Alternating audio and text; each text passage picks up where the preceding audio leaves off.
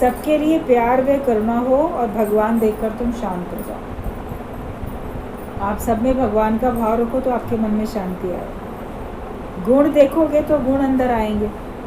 अगर आप सबके अंदर जो गुण हैं, कि बहुत सारे गुण भी होते हैं, अवगुण भी होते हैं, दोनों ही चीज़ें होती हैं। हर एक के अंदर अच्छाई बुराई दोनों है।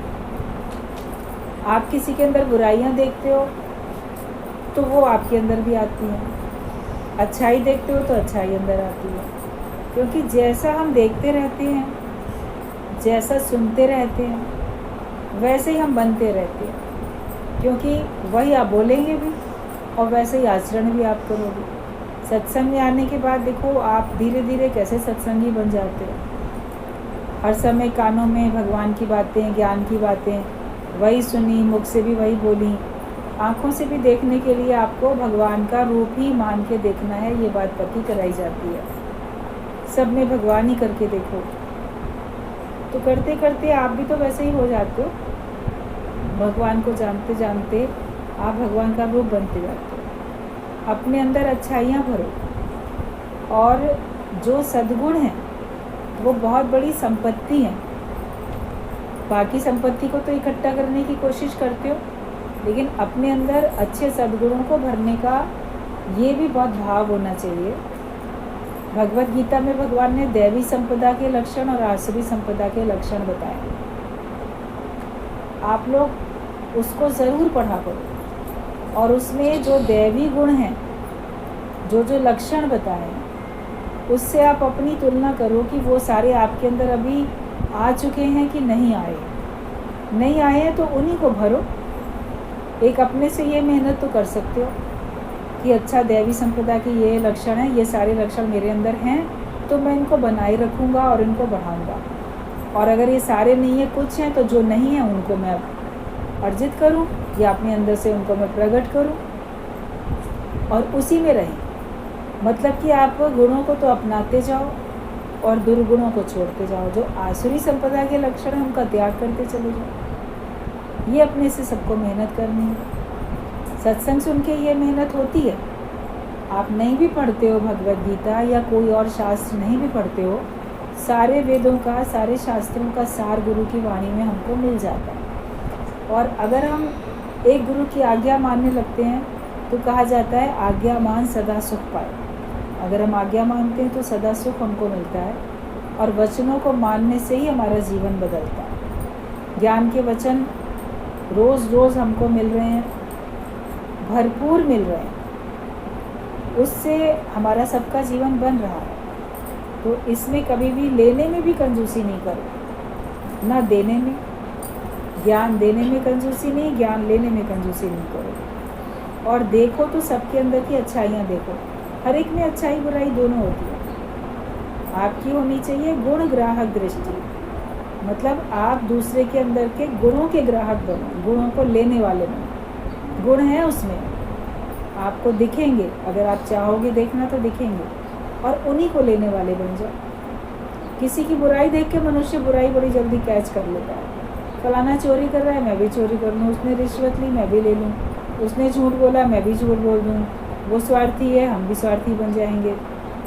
वो मतलब परस्त है, मुझे भी मतलब परस्त होना। ये सब देख देख के व्यक्ति अवगुण तो बड़ी बड़ी जल्दी ग्रहण कर लेता है, लेकिन गुण ग्रहण करने में वो पीछे रह जाता है। अब हमको अवगुण तो बिल्कुल नहीं लेने हैं किसी दूसरे के, अपने अंदर क्यों धारण करें, बल्कि जो अपने अंदर है उनको भी हमको दूर करना है। केवल गुणों को हमें अपनाना है। तो जब दूसरे के गुण देखोगे तो वो गुण तुम्हारे अंदर भी आएंगे। विकार देखोगे तो विकार आएंगे। तो किसी के भी दोष नहीं देखो, वरना वो दोष तुम्हारे अंदर स्थायी रूप से अपना निवास बना लेंगे। प्रेमी बनो, मजदूर नहीं। तुम आशिक नहीं हो, तुम मजदूर हो, क्योंकि तुम कुछ मांगते हो। जो मांगता है तो वो तो मजदूर है। मजदूर अपनी मजदूरी करके आपसे मांगेगा भी, मैंने सारे दिन आपके यहाँ मजदूरी की है, मेरी इतनी मजदूरी, इतनी तो आपको देनी पड़ेगी। टैक्सी में जाओ, रिक्शे में जाओ, आपको उसकी मजदूरी देनी पड़ेगी, किराया देना पड़ेगा। आप भगवान की भक्ति करके भगवान से मांगते हो, तो ये भी तो मजदूरी हो गई ना आपकी। जो प्रेम करने वाला होता है वो बदले में कुछ चाहता नहीं है, वो तो बस प्रेम ही करना जानता है। वो ये जानता है कि मुझे अपनी तरफ से देना है, क्योंकि प्रेम देने में मुझे सुख की अनुभूति होती है।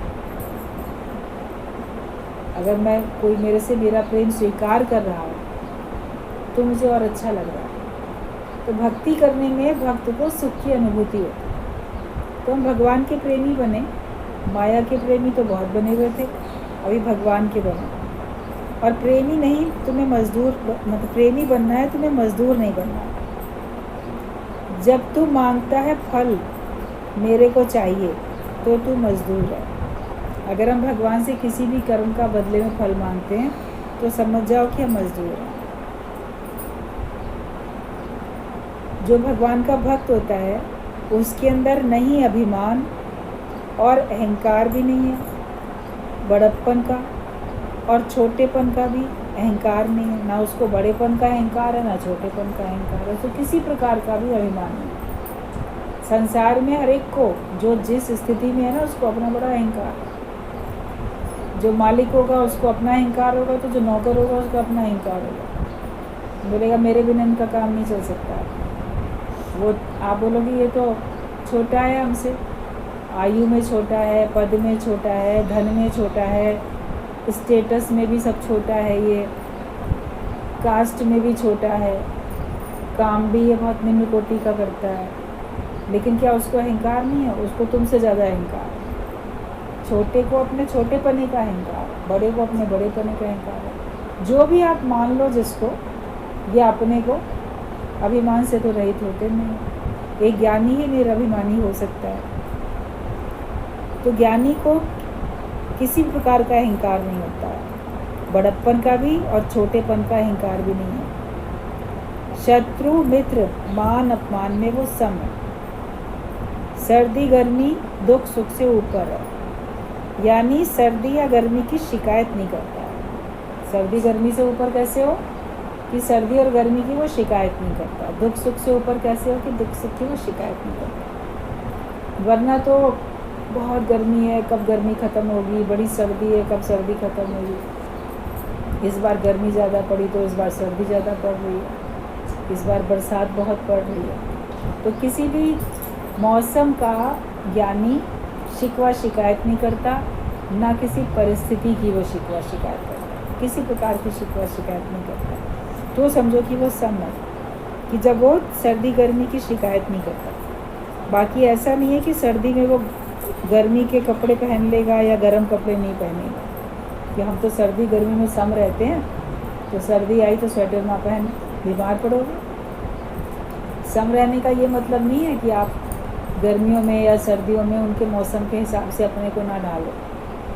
करना पड़ेगा, लेकिन शिकायत नहीं करो। इसका मतलब आप शिकायत नहीं करते हो, तब समझ जाना कि आप सम अवस्था में रहते हो। ठीक है, स्वीकार कर रहे, गर्मी है तो उसको दूर करने का उपाय कर लिया, अगर नहीं हो पाया तो सह लेते हैं उसको। कभी ऐसी जगह आपको जाना पड़ जाए जहाँ बहुत गर्मी है और वहाँ पे कोई साधन भी नहीं है, तो उसको सहना ही पड़ेगा ना आपको। और जितना अपने अंदर सहन शक्ति लाओगे उतना सहने की आपके अंदर में आएगी भी। जो अपने को बहुत नाजुक बना के चलते हैं तो ज़रा भी नहीं सह पाते। सर्दी को जितना सहोगे उतना आपको सहने की आप शक्ति भी आएगी, नहीं सहोगे तो आप जल्दी बीमार पड़ोगे। मगर इसका ये मतलब नहीं कि सर्दी में आपने गर्म कपड़े पहनने ही छोड़ दो, वो तो आपको पहनने ही पड़ेंगे, मगर शिकायत नहीं करनी। दुख मिले अथवा सुख, जीवन में दुख सुख सबको मिलते रहते हैं, अगर तुमको कुछ भी मिलते हैं, हर हालत में ज्ञानी प्रसन्न रहता है। ये सब अपने अंदर देखते जाना, ज्ञानी ऐसे ऐसे करता है, तुम सब ज्ञानी हो। मत कहना कि हम लोग ज्ञानी नहीं हैं, हम लोग तो सांसारिक व्यक्ति हैं, हम तो अब ज्ञानी हैं, अभी तो हम जिज्ञासु हैं, अभी तो नए नए आए हैं। पहले दिन भी अगर आप आके बैठे हो तो भी आप ये ब्रह्म ज्ञान सुन रहे हो, इसका मतलब आप ज्ञानी हो गए। आपको पता तो चल गया ना ज्ञानी कैसे करता है। तो यहाँ ज्ञानी होने के लिए तो आए हो, अपना अज्ञान निवृत्त करने के लिए तो हर एक कोई आके बैठा। तो जो ज्ञानी के लक्षण हैं वो आपके अंदर में आने चाहिए, जो भक्त के लक्षण हैं वो आपके अंदर में आने चाहिए। जिसकी मन बुद्धि स्थिर हो गई है स्थित प्रज्ञ के लक्षण आपके अंदर में आने चाहिए। ये सारे लक्षण जितने भी होते हैं वो आपके अंदर में होने चाहिए, इसीलिए सुनाए जा रहे हैं। किसी और की बात नहीं बताई जा रही है कि ज्ञानी ऐसा होता है, वो ऐसा होता है, क्योंकि उससे फिर मेरा कोई मतलब ही नहीं है। ये सब तुम्हारे लिए ही बात चल रही है। तो जैसे ज्ञानी वो दुख सुख में हर हालत में प्रसन्न रहता है, तो तुम्हें भी हर हालत में प्रसन्न रहना है, क्योंकि तुम भी ज्ञानी हो। मेरा मकान कहेगा तो उसमें सांप होके तुम्हें आना पड़ेगा, आएगा। ये मेरा घर, ये मेरा मकान, तो उसी घर में तुम सांप बन के कहीं ना कहीं बैठ जाओगे आके। ये तो मेरा घर है, मैं तो उसको आने ना दूँ, मेरा घर यहाँ पे गड़ा पड़ा। पहले ज़माने में बैंक में लॉकर वगैरह तो होते नहीं थे, बैंक ही नहीं होते थे, तो लोग अपने घरों में ही धरती में अपना सब गहना सोना कुछ ऐसे मिट्टी में दबा देते थे, फिर वहीं पर ही सांप बन के बैठ जाते थे, कोई मेरे धन को ले ना ले। तो आप अगर अपने धन में या अपने मकान में, अपनी जो भी संपत्ति है, जहाँ भी आपका मन है, वहाँ पे अगर अटकाओगे अपना मन, मेरा मेरा करोगे, जिसको भी बहुत मेरा मेरा करोगे, उसके पास आपको किसी न किसी रूप में आना पड़ेगा। मनुष्य के रूप में आते हो कि पशु पक्षी के रूप में आते हो, ये कोई नहीं जान सकता, लेकिन तुमको जाना वहीं पड़ेगा। और जो भगवान को मेरा बोलेगा तो समझो भगवान के पास पहुंच जाएगा, तो भगवान का बन जाएगा। तो मेरा मेरा कहने का शौक़ है या कहते हो तो भगवान को बोलो ना, भगवान तू मेरा है, तू मेरा है, तो आप भगवान से मिलके एक हो जाओगे, क्योंकि मन का वास आपका वहीं हो चुका है। और बाकी तेरा तो सब तेरा, भगवान क्या लागे मेरा, सब तेरा ही है। और तू और मैं अलग है ही नहीं, तू और मैं मिलके एक है। जो तू है सो मैं हूँ, जो मैं हूँ सो तू है। ज्ञान में इस तरह की भावनाएं आपकी बन जाएं कि मेरा मकान अगर कहोगे तो उसमें सांप होके आना पड़ेगा। जहाँ पे तुम रहे हुए हो वो तेरे लिए है पर तेरा नहीं है। जहाँ भी रहते हो वो समझो कि वो तुम्हारे लिए है पर तुम्हारा नहीं है। तुम्हारा अपने नाम का मकान है तो भी तुम्हारे लिए, तुम्हारा नहीं है। किसी और के नाम के मकान में तुम रहते हो तो भी वो तुम्हारे लिए है, तुम्हारा नहीं है। कोई किराएदार भी रहता है किसी घर में तो किसी और के नाम का मकान है, उसका तो मकान नहीं, वो तो किराया चुकाता है, तो लेकिन वो मकान तुम्हारे लिए है, तभी तो तुम रह रहे हो। कोई किसी संबंधी के पास रहता है, कोई अपना खरीद के अपना बनवा के रहता है, कैसे भी हो, लेकिन बस इतना ही समझो ये सब मेरे लिए हैं मगर मेरी नहीं है, ये वस्तुएं मेरी नहीं है। तो तुम्हारे लिए तो भगवान ने सुख दे ही रखा। ज़रूरी थोड़ी कि तुम्हारे ही नाम का रजिस्टर्ड किया हुआ मकान हो तब तुम सुख उठाओगे। उसमें तो शायद सुख कम और दुख अधिक मिलेंगे, जिम्मेदारियाँ अधिक हो जाएंगी। आज नल टपक रहा है, आज बिजली ख़राब हो गई, आज छत टपक रही है, आज हाउस टैक्स ज़्यादा आ गया, आज ये, आज वो हुआ, वो रोज़ कोई ना कोई झंझट उसमें भी लगा रहता है अपने मकान में। दूसरे के में किराए पे रहते हो तो परेशानी हो तो छोड़ के चले जाओगे, अपने मकान को छोड़ के कहाँ जाओगे। तो इसलिए जहाँ रहो ये समझो ये मेरा नहीं है, लेकिन मेरे लिए भगवान ने ये स्थान नियत किया है, इसीलिए मैं यहाँ पे रह रहा हूँ। तो उस बात में खुश रहो और उस स्थान को अच्छा अपने विचारों से अच्छा बना के आप उससे सुख लेना सीख जाओ। गुरुजी बोलते थे तुम लोग अपने घरों में सुख नहीं लेते हो, अपने घर में तुम लोग ऐसे परेशान रहते हो और घर को भी कोसते रहते हो, ये घर ऐसा, ये वैसा। लेकिन उसी घर, तुम्हारे घर में जब हम तुम्हारे पास आके रह के जाते हैं तो हम तो बड़ा सुख लेके जाते हैं, और तुम लोग उस घर में सुख नहीं लेते, हम तो तुम्हारे घर का सुख ले लेते हैं। तुम अपने संबंधियों से, बाल बच्चों से, बेटे बहुओं नाती पोते से सुख नहीं लेते तो वो हम तो उनका भी प्यार, उनका भी सुख लेके चले जाते, वो तो हमको भी सुख देते। तुम्हारे नौकर का हम सुख ले लेते हैं, तुम्हारे ड्राइवर का हम सुख ले लेते हैं। तो हमारा नहीं है लेकिन हमारे लिए है तो हमको सुख मिल रहा है। तुम भी जब ये समझोगे मेरा नहीं है मेरे लिए, तब तुम्हारे मन में सुख आ जाएगा। तो जहाँ भी रहे हुए हो वो तेरे लिए है पर तेरा नहीं है। अपने मकान में इच्छा ना रखो कि मैं मरूं, मैं रहूं, अपना मकान बन जाए वो इच्छा नहीं करो, और अपना मकान है तो उसमें ये इच्छा नहीं करो कि मैं अपने ही मकान में मरूं, मेरा कहीं बाहर ना मृत्यु हो, मैं तो अपने ही घर पहुंच जाऊं, अस्पताल से मुझे ले चलो, मैं अपने ही घर में मरना चाहता हूँ। या किसी और के घर में है, अरे हम अपने घर पहुंच जाएं, तो अपने ही घर में हमारे प्राण शांत हों। या मैं अपने ही घर में रहूं। किराएदार से तुम झगड़ा करते रहते हो।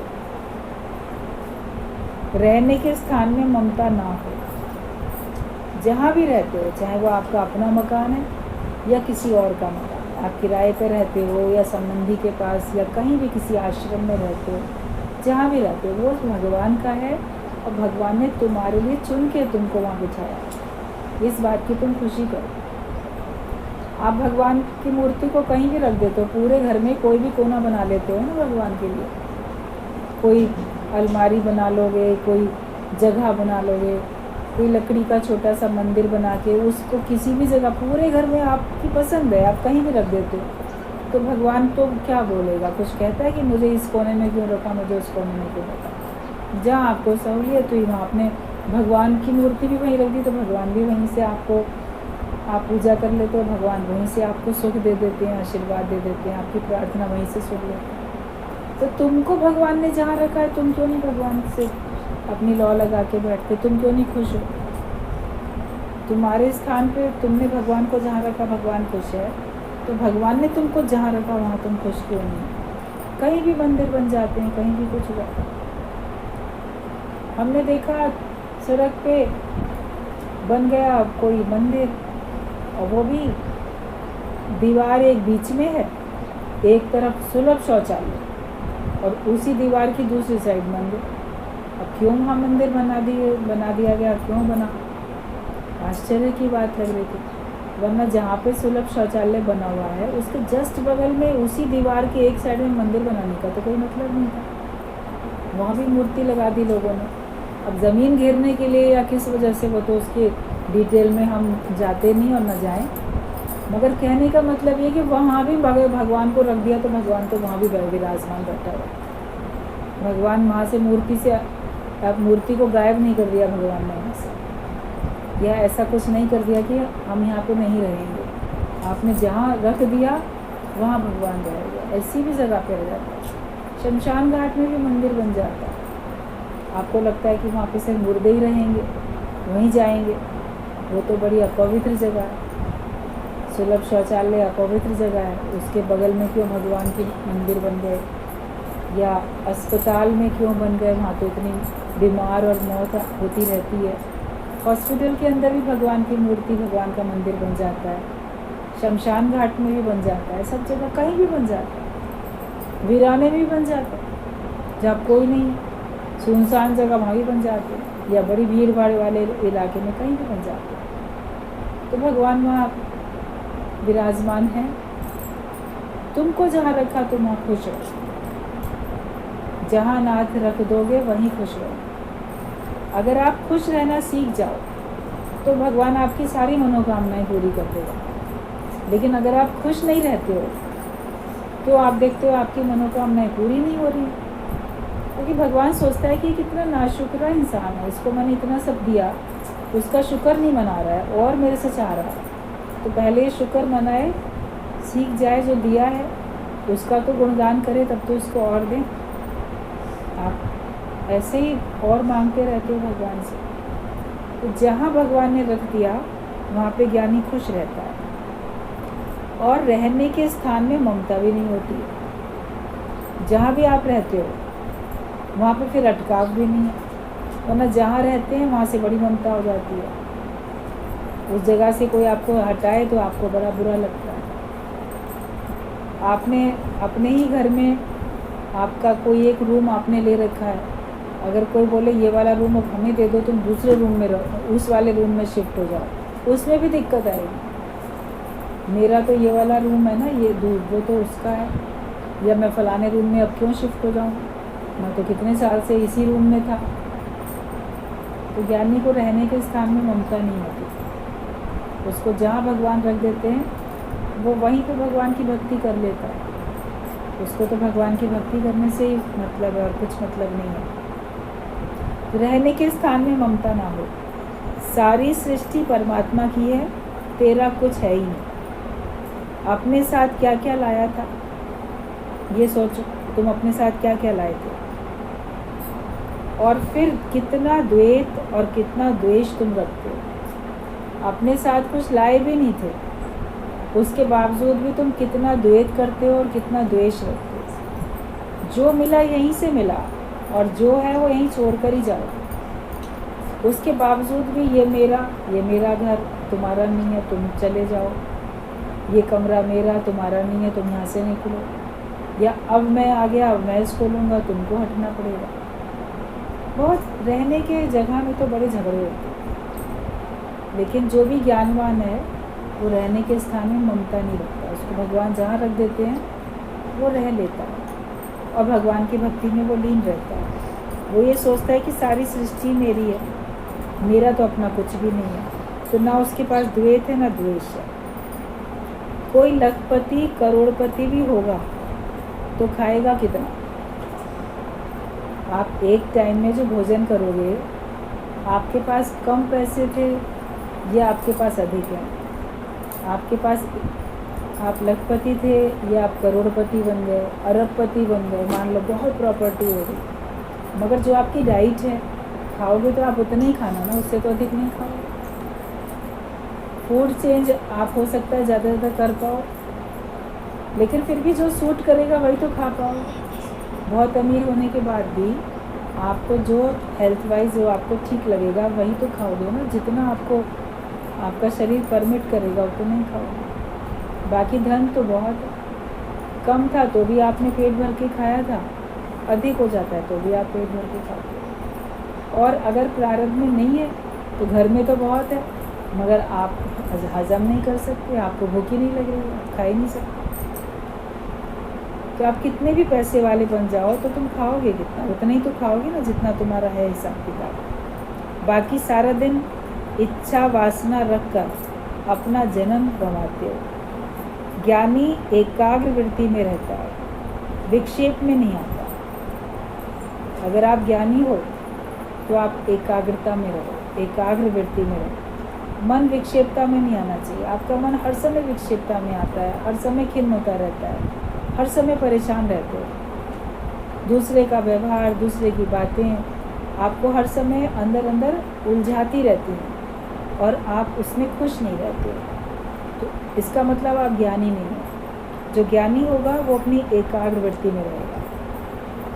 वो भीड़ में, झमेले में, कैसे भी माहौल में रहने पर भी अपने मन की शांति बनाए रखता है, क्योंकि वो एक प्रभु का संग करके चलता है।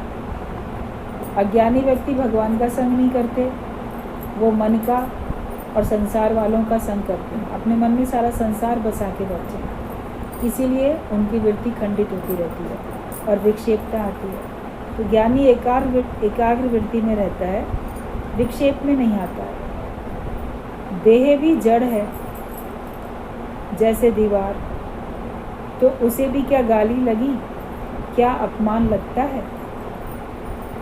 आपको मान लो किसी ने अपशब्द कहे, बहुत अपशब्द कहे, बड़ा गंदा बोला, बड़ा खराब बोला, तो आपका मन बहुत दुखी हो जाएगा। तो कहा किसको? इस नाम रूप को, इस शरीर को। तो क्या तुम शरीर हो? अपनी देह को, जैसे घर में कोई दीवार है, दीवार को कोई गाली दे, दीवार का अपमान करे, तो वो जड़ है दीवार, उसको तो कुछ नहीं लग रहा।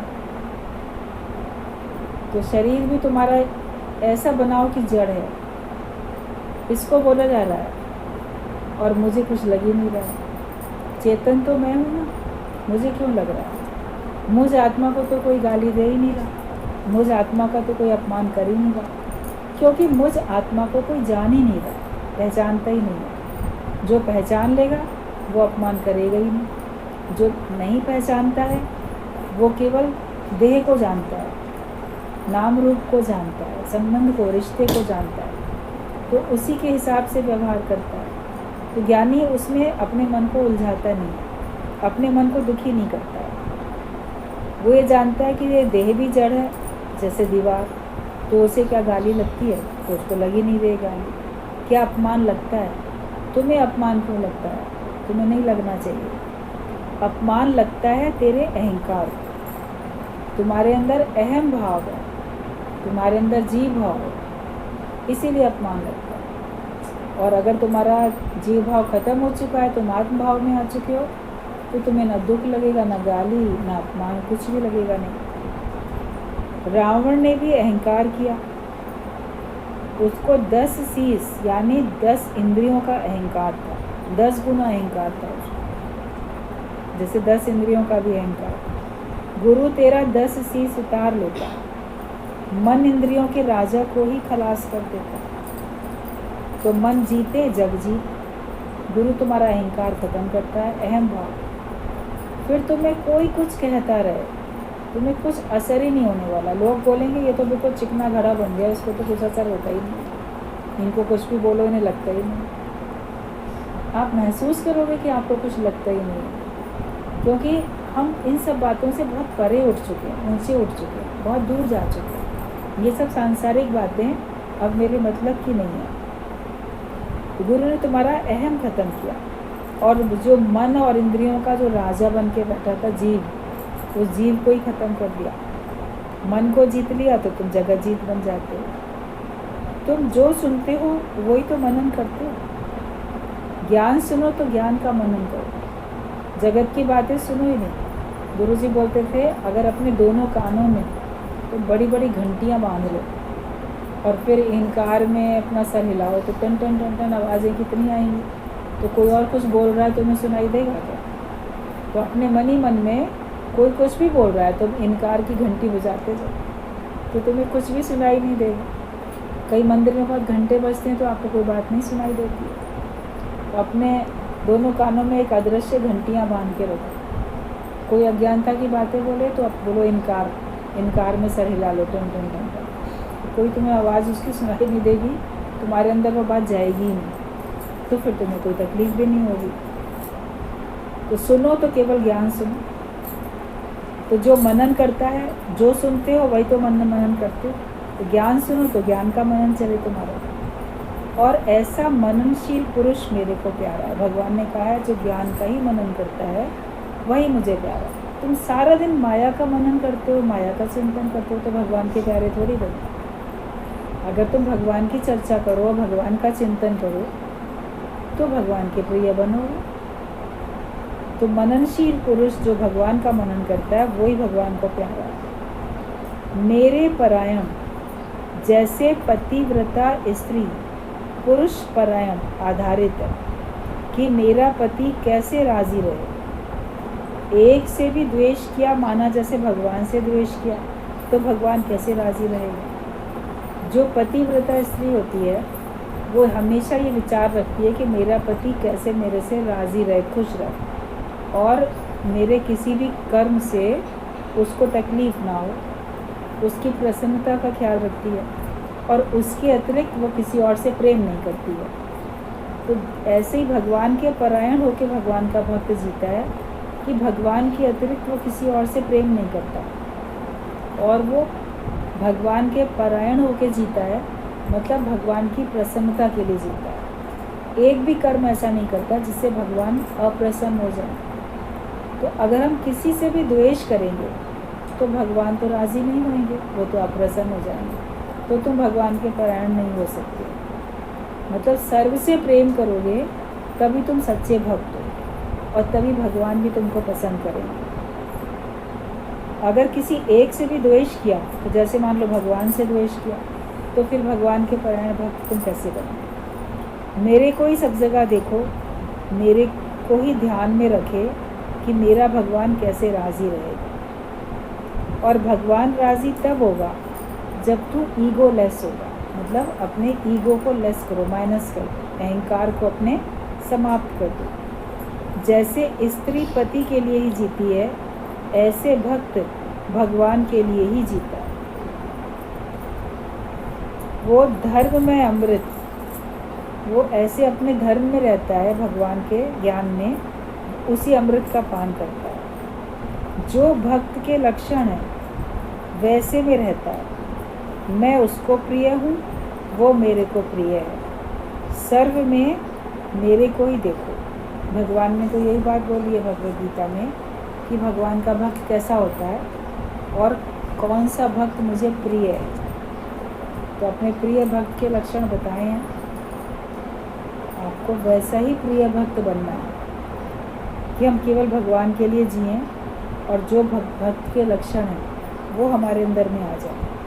तो मैं भगवान का प्रिय बनूंगा और मेरे लिए तो केवल मेरे भगवान ही प्रिय है। मैं केवल उन्हीं को पसंद करता हूँ, उनकी माया से मेरा कोई भी मतलब नहीं। तो सर्व में भगवान को देखोगे तो भगवान के तुम प्रिय बनते जाओगे। इसलिए ईश्वर के प्रिय बनने के लिए पुरुषार्थ सबको शुरू कर देना।